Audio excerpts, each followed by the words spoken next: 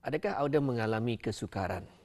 Jangan berdiam. Ikuti bersama akan segmen Sihat Minda kita pada edisinya kali ini, Intan, ya. Iya, dan Alhamdulillah pagi ini kita telah menjemput tetamu undangan kita yang akan bicara dengan lebih lanjut lagi ya mengenai dengan gangguan emosi jangan dipendam. Jadi Alhamdulillah pagi ini kita telah pun bersama dengan tetamu undangan kita. Jadi kita perkenalkan bersama dengan kita iaitu Yang Mulia Puan Ajah Nur Ajlin Uminatul Hafizan binti Haji Alimas. Assalamualaikum Puan. Waalaikumsalam.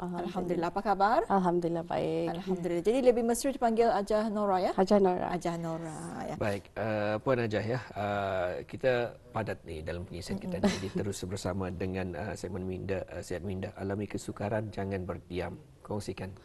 Okey, alami gangguan emosi lah. So gangguan emosi ini sebenarnya bermacam-macam pada masa ini berlaku. It's not because of pasal relationship kah, tapi juga boleh dikatakan kanak-kanak juga boleh mendapat gangguan emosi ini. So gangguan emosi ini sebenarnya kita ni mesti belajar about emotion. This is one thing that a lot of people don't understand emotion ni.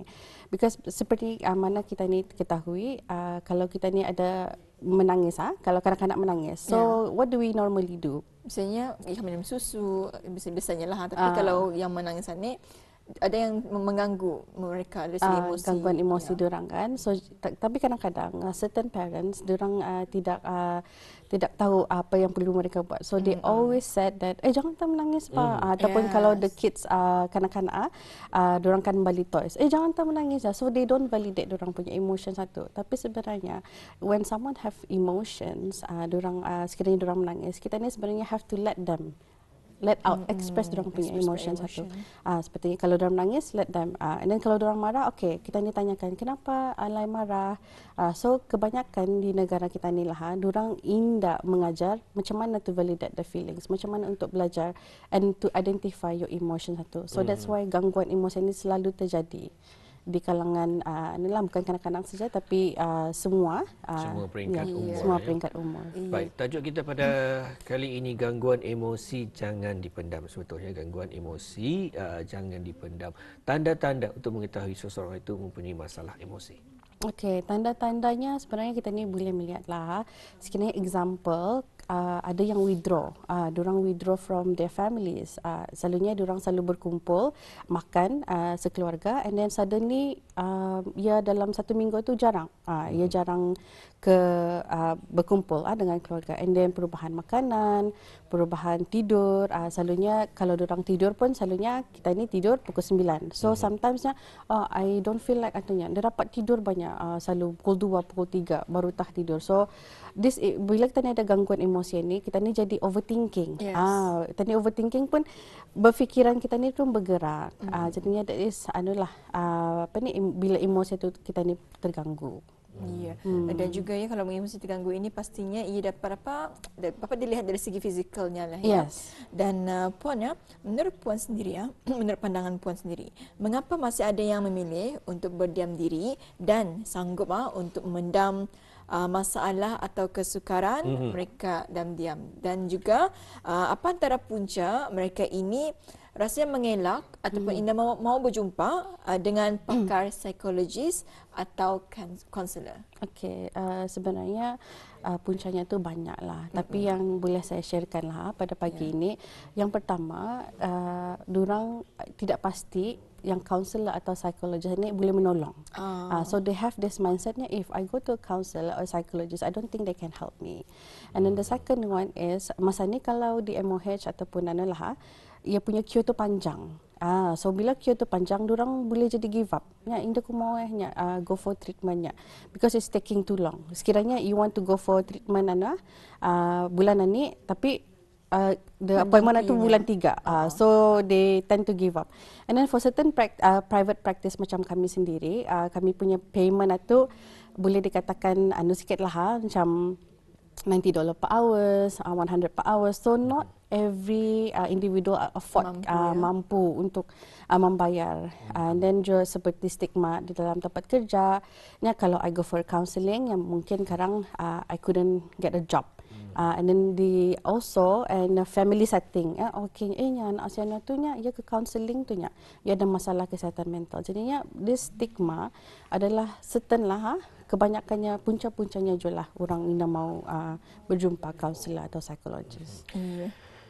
Baik, dalam masa 5 minit ini Puan, mungkin dapat juga dikongsikan sedikit dengan lebih jelas ya dalam masa 5 minit untuk mereka yang mempunyai masalah kesihatan ataupun gangguan emosi ini, khususnya bagi mereka rakan-rakan dan sebagainya, ahli keluarga.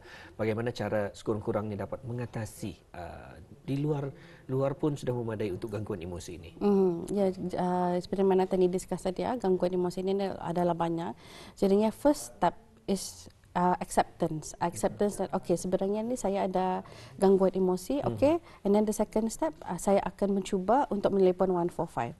That is the first step, because apabila kita menelpon 145, we have the braveness to talk with the counselor di sana. So bila tapi kita tidak berjumpa face to face, tapi bila kita sudah ada berani, baru kita boleh set an appointment. So nanti bila ada appointment, insyaallah kita ni akan sedikit sebanyak mengelasilah isu-isu apa yang terjadi kepada diri individual itu sendiri.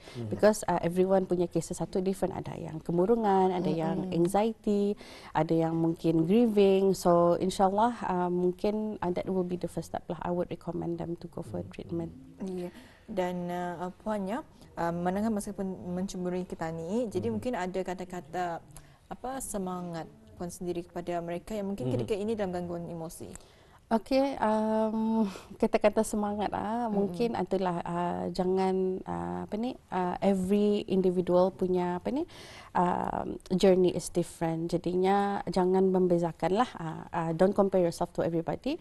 Kalau ada gangguan emosi itu maybe try to take a deep breath and then after that you can move forward from there. Ya. Jadi Puannya, kita masih lagi berbaki dalam 3 minit ini. Jadi kalau mengenai dengan gangguan emosi ini, apakah mungkin impak gangguan emosi dalam kehidupan kita ni seharian? Nah, okey, impaknya ni sebenarnya macam-macam ya. Boleh jadi physical, and then ia boleh bagi impak chronic pain. Mungkin ini nampak in the short term, tapi in the long term itu sebenarnya ia boleh affect, especially tadi punya brain cells, tadi punya boleh jadi diabetic juga, boleh jadi cancer juga sebenarnya. Because everything that ada tu, tadi punya function ini start from our brain. So kalau tadi punya brain ini in the function properly, that is everything will affected lah. Because it's go from our mindset ini, go to our emotions, then go to our physical and behavior. Ya, jadi ini sebetulnya berkait rapat ya dengan kesihatan mental juga dan juga kesadaran dan emosi kita juga ya. Jadi memainkan peranannya sebetulnya. Jadi perlunya kita ni mengatasilah perkara-perkara ini ya. Baik, seringkali kita dengarkan jawapan ya, mental dan juga fizikal ini dua perkara yang berbeza. Seperti Puan jelaskan tadi, jika mentalnya tu mungkin ada sedikit kekurangan, ada sedikit gangguan, ini akan menjejaskan kepada fizikalnya. Mungkin tidak nampak secara di jangka masa yang pendek, tapi jangka masa panjang ianya akan jauh nampak. Dan di kesempatan ini jawapan kami ucapkan terima kasih kerana berkesudian juga, walaupun dalam masa yang singkat ini Puan, tapi ada cukup padat pengisian daripada yang dikongsikan oleh Puan yang bertajuk dengan gangguan emosi jangan dipendam, sesuatu yang memang bagi kita ni biasa saja, tapi kalau dilihat secara mendalam ianya memang cukup amat penting untuk sama-sama kita ni ketahuinya. Ya, tepat sekali, kerana gangguan emosi ini pasti akan memberi kesan impak yang negatif sebetulnya dalam kehidupan seharian kita ya. Apapun, terima kasih sekali lagi kepada Yang Mulia Puan Aja Nur Ajlin Umi Datul Hafizan binti Haji Alimas, iaitu kaunselor yang telah pun sedikit menerangkan mengenai dengan gangguan emosi jangan dipendam ya. Terima kasih Puan. Sama-sama. Assalamualaikum. Waalaikumsalam warahmatullahi wabarakatuh.